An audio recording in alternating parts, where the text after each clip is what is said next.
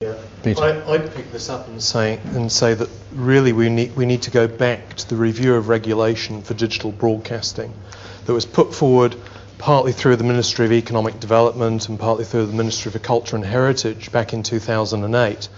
Now, it was done under the Labour government, and whether that was the reason why the new national government didn't want to follow it up, I'm not sure.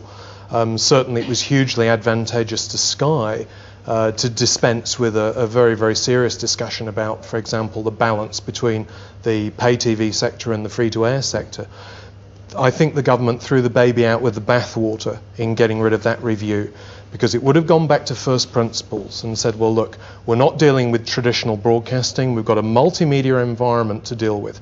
How do we plan for the future? How do we ensure that the outcomes that we want, the economic outcomes, the cultural outcomes, the democratic outcomes, are there in this particular media ecology?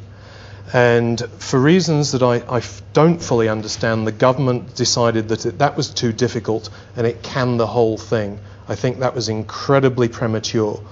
What we actually need to do is really have a conversation about where the new media systems are going, how we can actually provide the cultural and democratic functions of those media. Now, there are different answers to that, and I'm sure even within this room we could argue for days about the possibilities.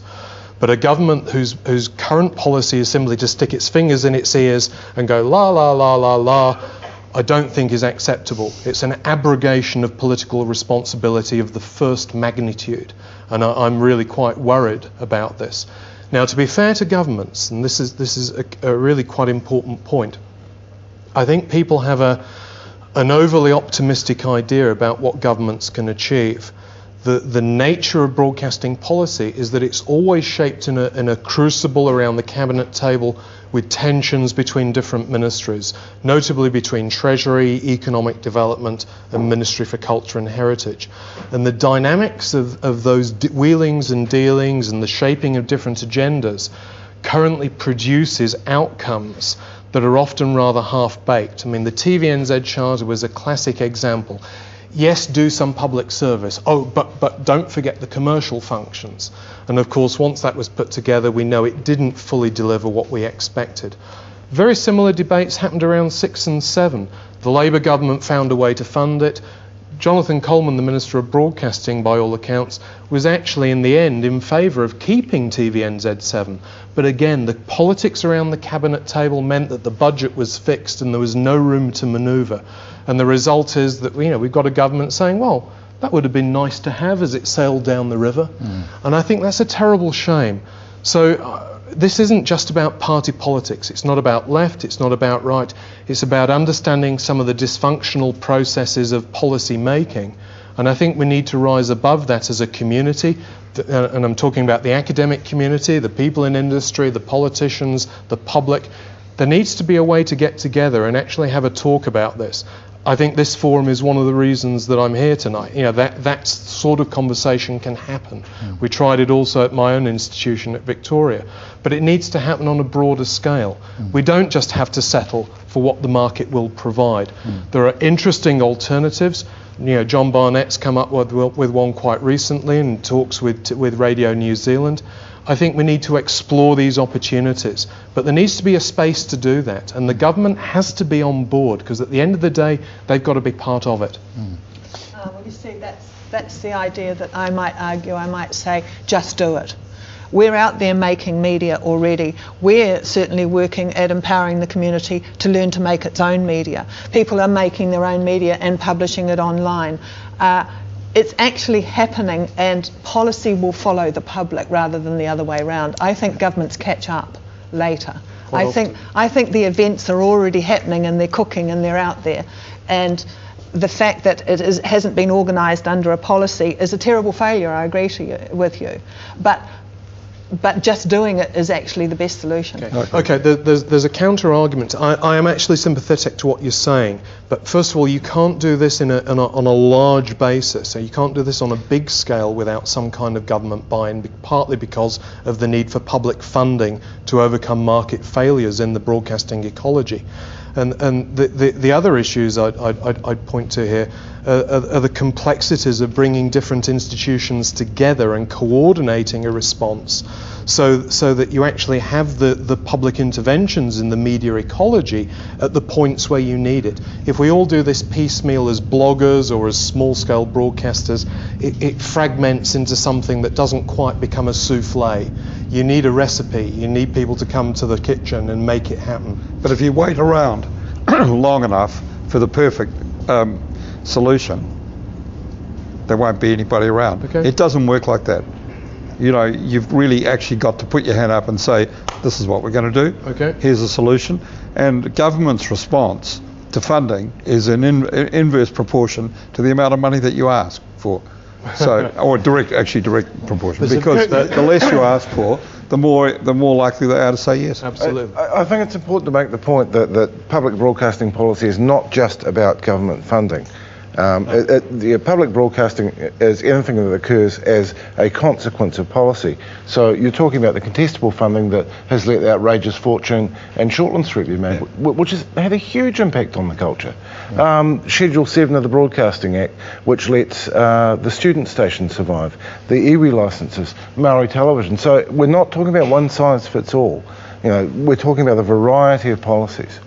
But I'm very intrigued by David's point, though, that if there's only 15% take-up of digital service, and if broadband ultimately only gets out in the near term to 75% of the country, it's that loss of ubiquity. So there's this amazingly rich level of activity from the likes of you and others, but if we don't have that ubiquity, does that somehow weaken the country? Yes, it does. And the one thing I will say is, you're absolutely right, Terry. It's happening. It will continue to happen. But this can make the boat go faster. If you have a big shop window that's actually dedicated to bring that diversity and that richness that's being generated by people like you and others, and putting it before the nation as a whole, it begins to feed itself. You begin to get the resource, you begin to get the attention, you begin to get the public support, you begin to get the political support.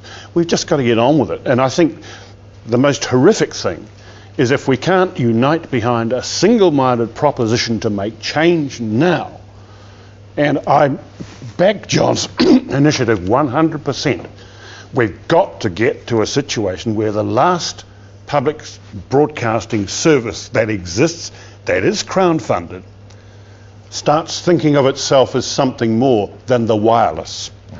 It's got to think of itself in the multimedia context of a modern society. And if this helps move it along, it's going to move it to a situation where its survival is assured. If it is frozen as it is now, it will die. Now, we've been doing this dance of the seven veils with John, that we've alluded many times to his proposal, and we've dropped a few of the veils, and I will drop rapidly the 5th, 6th, and drop the 7th. Okay. In just a mo, when we've heard from Scott. Hi. I just wanted, before we start, to remind people of the various ways in which they can contact us via email or webcam, if you're brave enough to try that. But apropos the discussion that's been happening at the moment, I wanted to point out comments by Yellow Cab Media, particularly in Economics NZ, both of whom offer suggestions for alternate funding models which may free up the possibility of these broadcasting models. And Designer Tech NZ asks about on-demand television as a new frontier of accessibility for broadcasters with regards to viewers and their unprecedented choice. Interesting to hear what you say about that. Fine, thank you. Well, I can speak to the American model. Yeah. It does work. Yeah.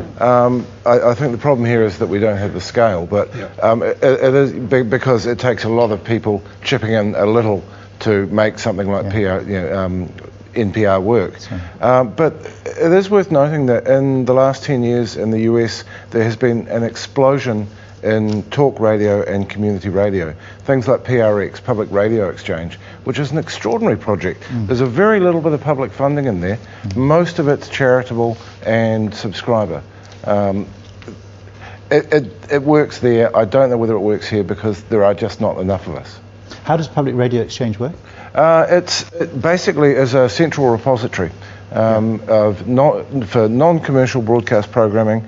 There's 12,000 pieces of programming in there, 445 radio stations in the US belong, and these are all low-level grassroots community stations, and it's all accessible. Basically, it works via the internet. But all that stuff's online, and anyone who fulfills the non-commercial criteria can access any of the programming on it and rebroadcast it. It's free. Remarkable. And they've held competitions. They've brought new broadcasters into professional work, but that takes a certain scale. It's a nice idea, and it to some extent may work here, but it is important to acknowledge, as you said, that the American model does have some real successes. I'd like to draw your attention to Gareth Watkin, who I think some of you would have known from Radio New Zealand, who actually went to the States and looked at those kind of models functioning over there and produced a paper called When Minority Becomes Mainstream. And I think the idea that David thinks that somehow there's a place where we can bring it all together and there will be the one program we talk about round the water cooler, I think it's gone. I think we have broken into all these different shards, and that we are exploring in all sorts of different ways. And now, as we see advertised television that plugs straight into the web, or the web into the television, people are going to be able to shop for content, not just locally but globally, and the idea that there would be one repository that represents the New Zealand ideal, I'm not sure if it's available anymore. I think we're already got, that's what I mean. I think the shift in power has happened. I mean, I disagree with you. I disagree with you fundamentally. And the reason I disagree with you is that there is still going to be a broadcasting system, and it is a driver of change. It is a driver of inspiration to people to do things. YouTube feeds off broadcast media. Broadcast media feeds off YouTube. It is a two-way process, and we've got to have that kind of process going on, particularly in a small country like New Zealand. We've got to realise that we will not get the range of quality and diversity in local content. It will be swamped in the jungle. We've got a universe of choice on offer on the internet. The biggest problem for most people is finding a way through the undergrowth to the jewels. If you're exhibiting the jewels in a big public place, you're making progress. But if they're hidden in the undergrowth, you won't.